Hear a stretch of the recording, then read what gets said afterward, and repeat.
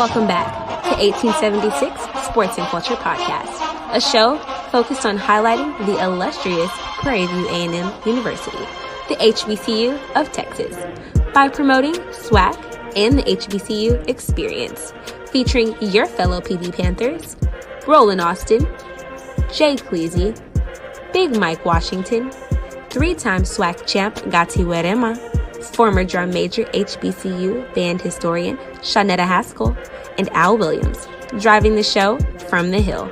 Please subscribe and follow us on social media at 1876 SCP.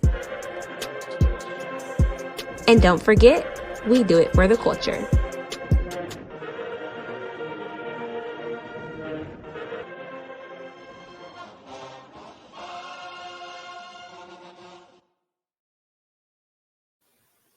Welcome to the 1876 Sports and Culture Podcast. I am Shawnetta. I have with me Jay Cleasy, Ro, and Big Mike. Al and Gati are on assignment. As I was watching that intro, I was like, man, we have not had all six of us on the show this season yet. Goodness. Life be lifing. Life be lifing. Life be happening. Yes, indeed. Yes, indeed. So I know we've got a lot to talk about when it comes to football, the SWAC Championship. But first, let's start off with how well our basketball men's and women's teams are both doing. Yeah, so if you look at the statistics, remember a little history lesson. If you go back 5, almost 10 years, typically the first 10 games, they're all going to be non-conference games, but typically the SWAC and the MEAC have not done well, to the tune of 1-8, 2-9, whatever. But Prairie View the men's group has started out really well, and so has the women's group. The men's group is in first place, and they have basically 3 D1 teams. They're the first HBCU to log in, actually 4 D1 wins against Kansas Christian College, Washington State, Abilene Christian, Eastern Kentucky, and they have Tulane coming up along with Eastern Kentucky. So they're doing well. That goes to the parity in the league. Don't slide on the women's group because they're in second place in the SWAC too, and their wins are not to be taken off for granted either. So with key wins against McNeese and North American, and Houston Tillotson as well. Houston Tillotson not so much as McNeese, and then Howard has just also joined the ranks with 3 Division I wins as well. So typically we talk about this on any of the shows. We talk about should we start out playing D1 school? Because this can be very embarrassing, but you're starting to see the field start to level out. You're starting to see a little bit more parity. I don't know if it's the portal. I don't know if it's the way we're recruiting, but hats off, number one, to the Prairie View men's and women's team. Yep. But you're starting to see each year that league you're starting to see a little bit more parity each year. Yeah. Love it. Yeah. I love it. It's definitely exciting to watch. I will say it's when you see us getting those type of wins on the road and against those other non-SWAC schools, it should spark some in some of y'all fans out there, because that's the first thing they start talking about basketball. We got to get all these. Do we need to play all these schools to get these W's? Ain't that killing their morale? Not where you at now. Where you at? Hey, that was a legitimate argument now, because 0-100 doesn't look good or make you feel good at all. But I think, to answer your questions, Mike, I think it's a combination of the coaching that we already know is wonderful, and the recruiting. Coach Smith was able to recruit very well, essentially replacing his entire team, and he went after some dogs and he got them. Coach Pugh also, when she came on the show last year, she said she was recruiting some dogs, expect some dogs to come in. And she brought them in, and she's still bringing them in. If you follow her signing, the commitments that have come on over the last 2 weeks. So I know from Prairie View A&M University standpoint, look for both men's and women's basketball team to be on the rise, as well as other HBCU programs as well. Love it. Absolutely. All right, so in campus news, now I'm going to have to read this because I think we're still trying to figure out what this all means. But the headline says, PVAMU achieves prestigious designation as Innovation and Economic Prosperity University. That's a mouthful. Okay. Yeah. So then it goes on to say, in honor of PVAMU's dedication to research excellence and community and economic engagement, the Association of Public Land Grant Universities has designated PVAMU as an Innovation and Economic Prosperity University. The announcement marks a significant milestone for PVAMU, as only 85 institutions have earned this distinguished recognition. Furthermore, the university is the first member of the Texas A&M University system to achieve the national designation. Now that's amazing. Whatever that means, that's amazing. So if I hear that correctly, basically, if you go anywhere else, you just go into a university that's trash. You're just gonna be in debt for the rest of your life. Like you have no, you just wasting away. Like how does that really tie into other than just saying, hey, we're producing productive people, but actually y'all are making money out there too? Is that what you're trying to say? Hey, prestigious, that designation is enough for me. It's another thing to put on. Yeah, it's enough. It's a recruiting tool. You just put it out there and let people figure it out. I think if anything, it's a recruiting tool. You put it out there because there's a lot of initials and a lot of acronyms in here. APLU, CIEP. Yep. I'm like, I've never heard of these initials, but if you go to the website, I mean, you would think that this is the biggest thing since sliced bread. I'm like, okay. And you know what? Maybe it is. Maybe it is. We just don't know. Maybe. We don't know. We didn't know. We're impacting the community both financially and. Well, it goes on to say that if you follow the link, it says, economic and community development. It doesn't stop right there. Wait, there's more. Impact while recognizing institutions that have demonstrated, get this, wait for it, a substantive, sustainable, institutional, worldwide commitment to and strategy for regional economic engagement, growth, and economic opportunity. If you caught all that, I mean, hey man, it sounds really good, but I'm proud. I'm proud. Whatever it is, I'm proud of it. I'm proud. They did not run that past the English department. I bet you can't say that twice. we are the academic. I was like, can they put more adjectives together? Seriously. I hope they get just a little pen, a little shield or something to put on, because that you just can't replace that and say, here's what we're doing. Just put that on there. Put that on there. Just say we good. Yeah, definitely. Exactly. Oh God. And it took. If you read the article, it says it took a couple of years to reach this point. Probably took a couple of years to write that. It was a year's journey, spearheaded by PVAMU's dedicated. Here's another acronym: R&I team, which includes a couple of folks with initials behind their name. Okay, so there you go. Hey man, they did everything that Grant told them to do. Listen. All right, so let's again, round of applause for that. Yes, absolutely. Exactly. Let's go, because all week I've heard about issues with trying to get a room in Tallahassee, flights, cost. So let's talk about the benefit of having the game in Tallahassee, or would it be more of a benefit for this to return to, say, Birmingham, a neutral site? Yeah, we talked about this before. I think there are more favorable arguments to having this at a neutral site. And talking with Dr. Cavill and some of the others who are behind this, there's talks to moving it back to a neutral site. It's just a matter of which site, because it was in Houston. It's been in Birmingham. The problem with Tallahassee and some of the challenges you have is one side can negotiate prices that are more beneficial to another school or another fan base. Number one. Number two, that area may not be suited for hosting a championship of this caliber. You look at Birmingham, they used to be the home seat of the SEC and the SWAC. So they're more suited. The city government supports it. they have a more biased, non-biased approach for both teams. Tickets are allocated equally, whereas we may get promised 500 tickets. I'll be lucky if we get 100 tickets to Tallahassee. We'll see.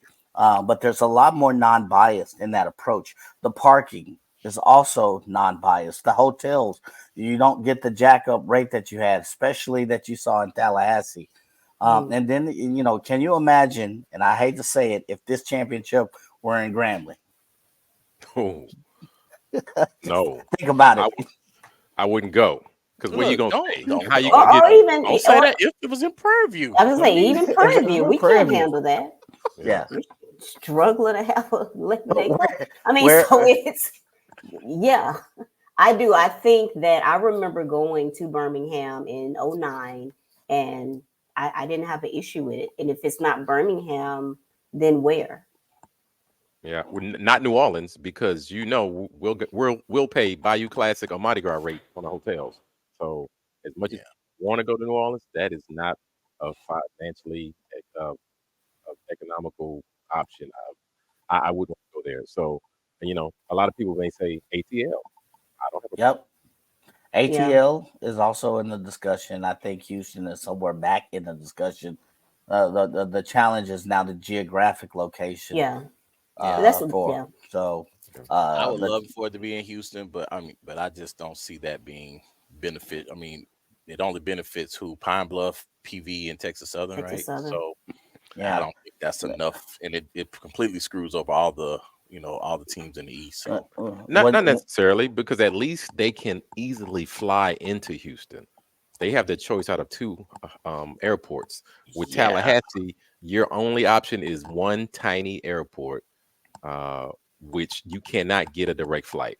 Most places where you're coming from, you have a layover, and you have to drive. I still feel like Birmingham is going to give you way more SWAC supporters. Yes, just say non-biased, right? That piece right there. Supporters. I think that's where, because that history is there in that minimum. Yeah, you're gonna have. It's a good location too. It's almost like meeting in the middle. So yeah, I mean, and it is the SWAC office location, so it only makes sense. Right. Yeah. Speaking of which, before we do go, I do think we should let the folks know. From what I understand, now I don't know, don't quote me on this, but this is what I know. We were allotted 5,000 tickets for the game. Yeah. There was some issues with, folks were trying to go on Ticketmaster. They said that the tickets were sold out, but no, Prairie View was supposed to have an allocation. I think Athletics sent out an email telling you to call this number, which I'm sure they were flooded with phone calls. I don't know how sustainable that was supposed to be, right? But I did hear they're supposed to send out a link specifically for PV fans to go out. So if you haven't gotten your ticket yet, I know this drops on Tuesday, but so hopefully by then that link will be out and you can still go out and secure your tickets for the game. Absolutely. Yeah, and I was just saying, I was joking when I said 500, but I guarantee no, you weren't far off there, brother. There will be an issue. Just going off past precedents, there will be an issue with those 5,000 tickets. Hey, listen, I will say this. I was kind of struggling when we sell the 5,000. I mean, we need 5,000 tickets. Yeah, I was shocked. I think Bragg's holds about 25,000, I believe. So 5,000, I was shocked they gave us that many. But here's one thing. For those who don't know, those 5,000 tickets are on the home side. So we will be seated next to our band. Our band will be on the home side. FAMU's band sits on the visitor side in an end zone piece, close to the end zone. We're right at the 10 or 20 yard line on the visitor side. So the problem with that is we won't be able to cheer on our boys, from right behind their back. Like, we'll be on the opposite side from our team. And so I don't like that piece about it. But hey, what do you do? We'll be there. Yeah, cheer for them on the field. Exactly.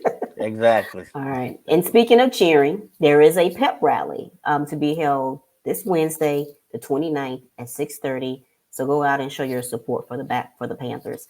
And with that, we'll be right back to talk some football. 2nd and 5.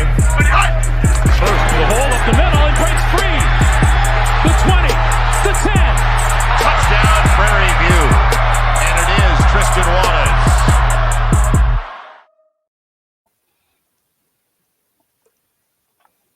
Okay, it just kind of threw me not to see roll in there. So okay. All right. So we just talked a little bit about the SWAC Championship. But what I forgot to mention the last segment was the numbers, the attendance for the Bayou Classic. Okay. And so I will be remiss because again, we are talking about the culture. So I know, Joe, you have those numbers. Yes. So, we have some of our fan base ask, why don't we go to FBS and or play in the bowl system? Play in the playoff system. Why don't we play in the playoffs? Why don't we play in the playoffs? You hear it every year. Well, this is the reason why we don't play in the playoffs, and it does not make financial sense to play in the playoffs. The Bayou Classic brought in 64,698 attendance. The FCS playoff games combined brought in 42,653 fans. Think about that. Yeah. Combined, I don't know how many playoff games it was, but combined, they were 20,000 short of the Bayou Classic. And you can look at a majority of the classics that all the HBCUs play in, and you will see equivalent data. Those schools that play in the FCS playoffs, they wish they had classics that they could play in. They're envious of the HBCU classic culture because college football is about money. It ain't about nothing else but money. And the most money that these athletic directors can get, they would go in that direction. But those FCS schools who play in the playoff system, they don't have they don't have access to those classics. It's not historically their thing. It's a combination of things. It's that point, Joe. And if you ask coaches, they ask Trey Oliver from North Carolina Central, they asked Buddy Pugh, they asked several coaches, would they rather go to a playoff or would they rather do the Celebration Bowl? Can you guess what they said? They said the Celebration Bowl, hands down. All day for that, for all that day. You can even let's say the numbers are down. The money guaranteed by ESPN and the Celebration Bowl committee also eclipse what they would get in a playoff system. So now you've got you've got money at the gate, you've got exposure money.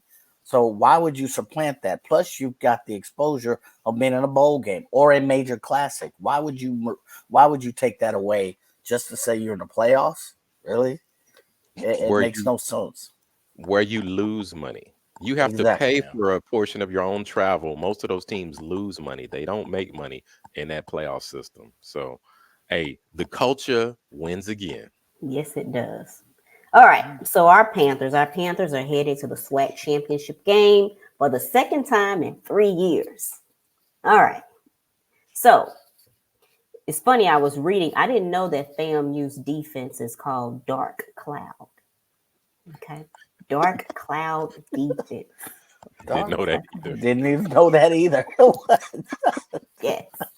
That's a coincidence. It's a 70% chance of rain Saturday. So now let me say this. That may be the article that I read. Maybe that's what the author is calling it. But he referred to them multiple times as Dark Cloud defense. So with that, right, for those of us who are really trying to erase from our minds that 45-7 defeat, like, what is our answer, right? I think we've won out, or at least with the SWAC teams, we won since then, right? So what is the game plan? You're Bubba. What are you telling the team? I'm going to say discipline. I'm going to preach discipline. For those who were at that game or watched that game on TV, we were in that game up until halftime. Yep. Right at halftime, the wheels fell off, and the team just lost it and they couldn't get it back. So number one is discipline, mental discipline, and mental toughness to where, hey, if we get 2 touchdowns down, don't lose it. Stay focused. The game ain't over. We still in this. That would be my number one point if I'm Coach Bubba McDowell to my team. Number two, I would say balance. Balance. The first game we played against them, we had 93 yards passing. That's it. They had 280. We had barely 120 yards rushing. We were basically one-dimensional. And I said this before. If we balance on both sides of the ball, like we have the last three games, where Trayshawn Conley has had about 280, 300 yards.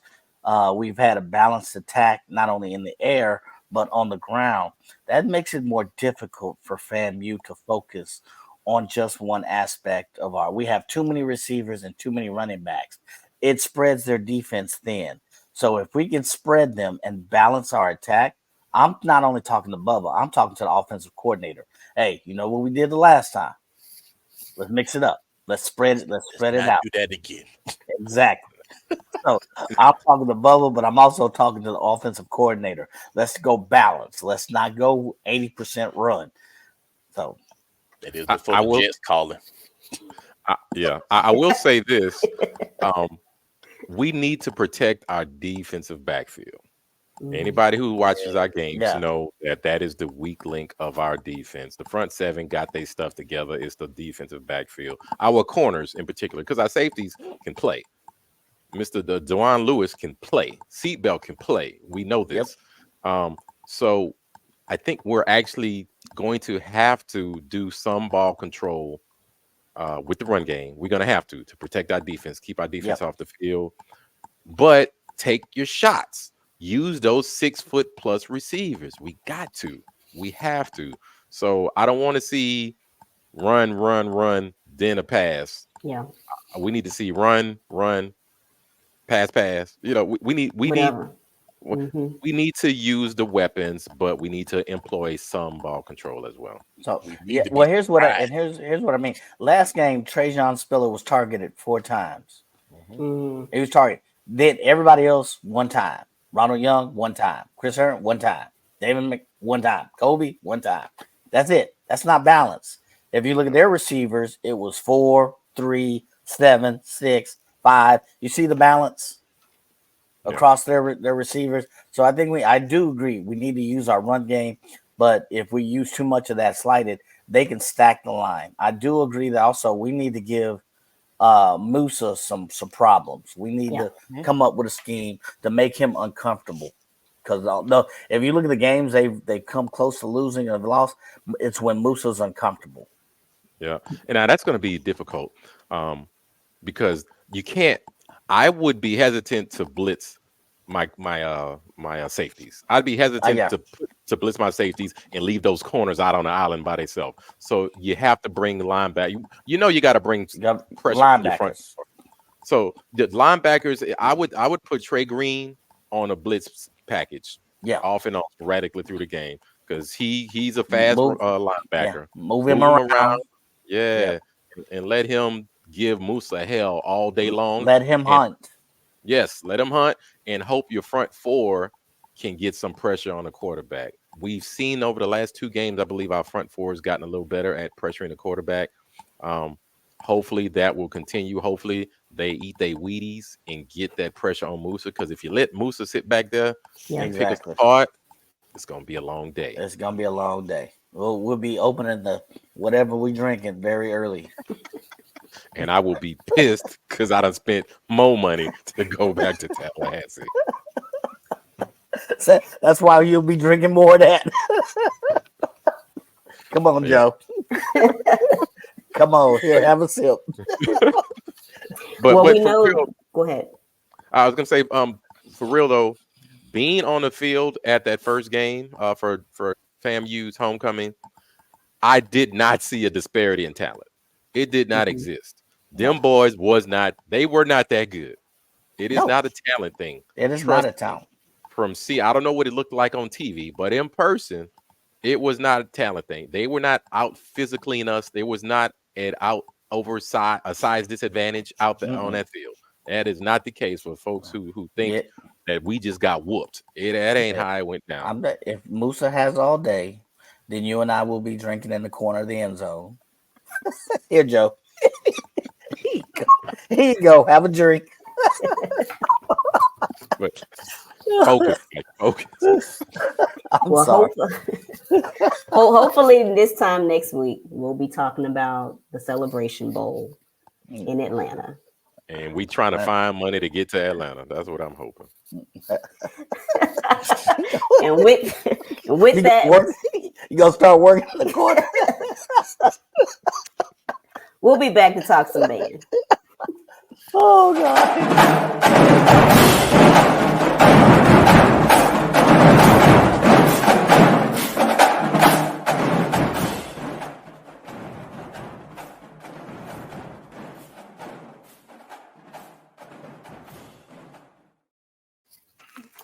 So not much happened this weekend with the Storm, but the Jukebox and World Fame, they put on a show yesterday at the Bayou Classic. And so I did get a chance to see, and I wasn't surprised, right? The Human Jukebox, we always talk about songs. And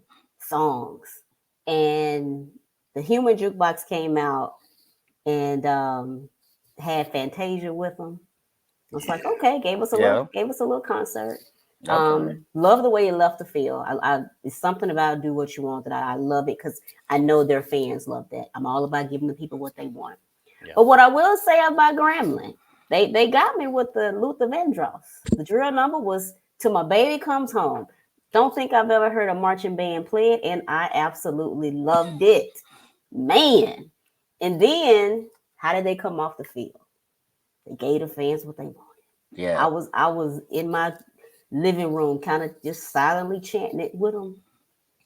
I loved it. I because I was like, hey, stop. I'm like, and then I heard the supers. Here we go. All right. Now the Forever My Lady for World Fame, I give them an E for effort. Something was missing, but F for fail. No. It was a failed attempt. I'm sorry. Good song. It was a good song. But you know what? I'm watching it again. So clearly that's a new culture thing with 1 million people on the sidelines. Because I could barely see No kidding. I could barely see the ladies dancing. I caught last part of the game, but I was like, man, how many people can you allow on the sideline? Come on, really? You know our people, bruh. That's new. I know. What do they do?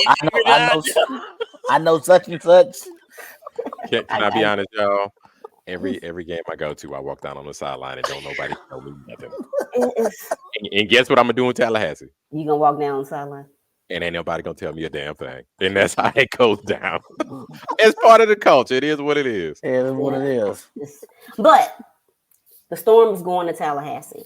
Yes. So you know what I said? I said, because every time people ask me about FAMU, I always say it's really just their size. So I took it upon myself this week to look at footage of FAMU. And it's not just size. I really hope the Storm comes with it because FAMU is nice. FAMU is nice. FAMU has a low brass section. Damn. Damn. That's all I got is damn. Wait, is low brass the baritones? Baritones, the tubas. Yeah, they've always been heavy with those. And what I love about it, they do what PB used to do. They let the baritones carry the metal. Ooh. They sound good. They sound good. I was like, okay. You was cheating over there. That's what you I was cheating. But I'm gonna tell y'all what they play.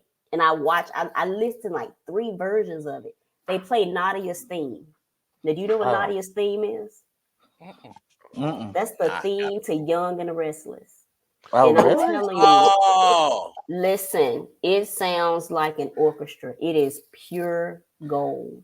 It's nice. It is nice. We don't do that anymore, huh? Because I do notice that about a couple of the bands from the real South, right? They do continue that melody. Yeah, it's nice melody. Yeah. It sounds really good, pure. Yeah. I love how they arrange. Like whoever's arranging for them, like you hear the piccolos loud and clear. Yeah, right. That's some good arrangement. Where I think PV is good. Who call that a piccolo? Listen, Listen, that joker came through. Yeah. I just want to know who called him a pickle. Listen. But I'm gonna say this. I think that PV. I want to say their styles because I was watching their fifth quarter against Bethune-Cookman, Alabama State, and Alabama A&M. Much like PV, they play old and new school, right? And so I think they play my water. I like that water, but they play water and Snooze by SZA. And so again, a lot of new school plus old school. So I think it'll be a good fifth quarter. And as far as the halftime show, I think if PV brings the hype that they had for homecoming, I think they'll do well. But again, I would be wrong to say or just not to admit that I have definitely been sleeping. If they throw some tweaks in, but bring that homecoming show with the same energy, I think they'll be all right. That homecoming show was Where Have You Finally Been? Yeah. Along with some P-Funk. You got to get that section right next to y'all because that's where everybody's sitting right next to you. So, yeah, but you know what? My bad, FAMU fans. If you're watching, I've been sleeping on you. I really have, but very, very nice. I love the 20th Century Fox intro that they use to start their shows. So I think it's going to be a good battle halftime and fifth quarter. Yeah. I'm still going to give it to the Panthers. I'm still giving it to the Panthers, but I have been sleeping on FAMU. Now, let me say this though. If there's a fifth quarter and FAMU plays that naughtiest theme, they won that round. They won that round. They musicians ship the entire. I'm serious. I was like, wow, this is nice. Be prepared for an hour-long fifth quarter. Yeah, because FAM played like 8 songs. Yeah, it was just them by themselves in the fifth quarter when we played the first time. So PV already knows that. I'm sure they know. Listen, I can't remember if it was Alabama A&M or Alabama State, but fifth quarter, FAM was visiting. The home school started leaving. FAM kept playing. The home school had to start playing on the field.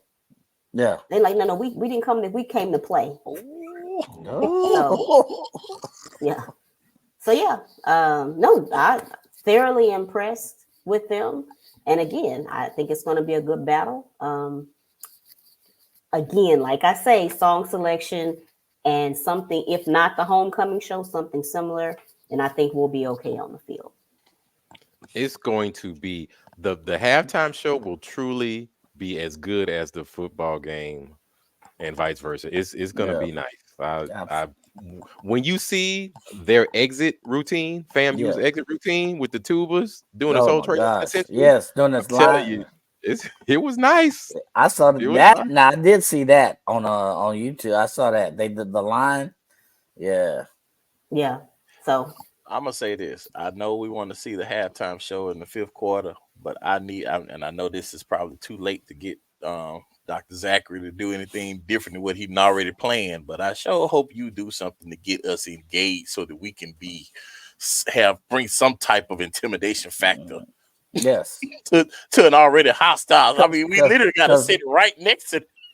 Because not only does FAMU have the quality, but they got the numbers. They got the bands and they got the folks. They ain't even got to yell. You know.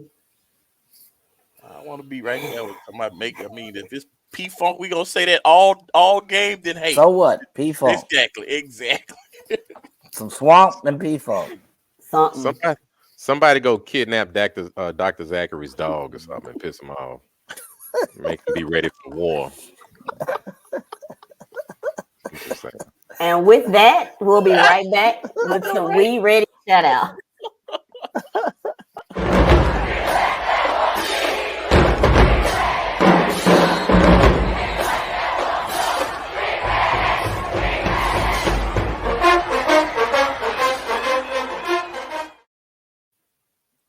And we are back. Let's see, Joe, what you got?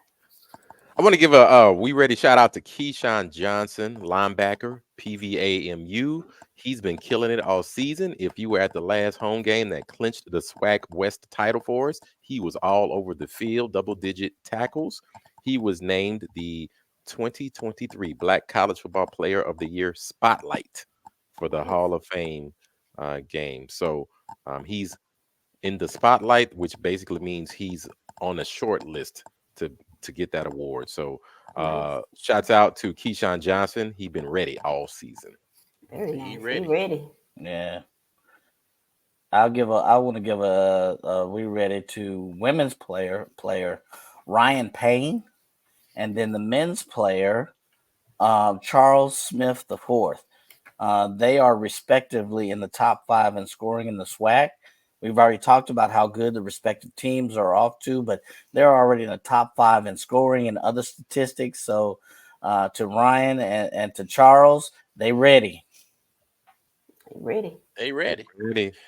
Hey, you know what? We don't do this enough, but I want to give a shout out to PV fans. I hope they're ready.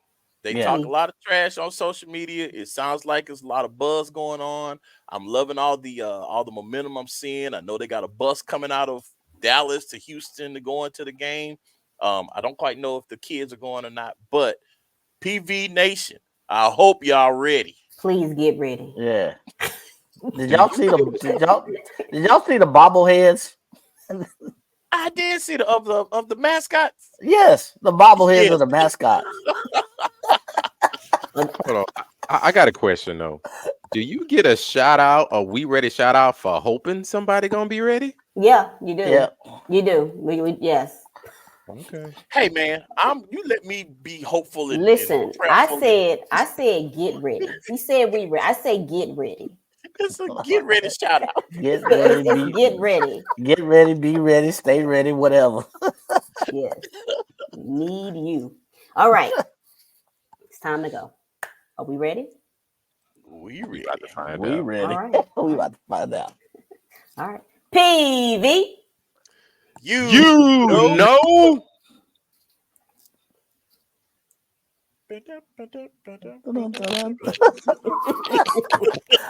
That was like saltines, stale as hell. She said, if I ain't got nothing good to say, I ain't gonna say nothing at all. She really did That was not like- say nothing, boy. She just did Yeah. it. That was like saltine crackers, boy, just stale. Take us out of here.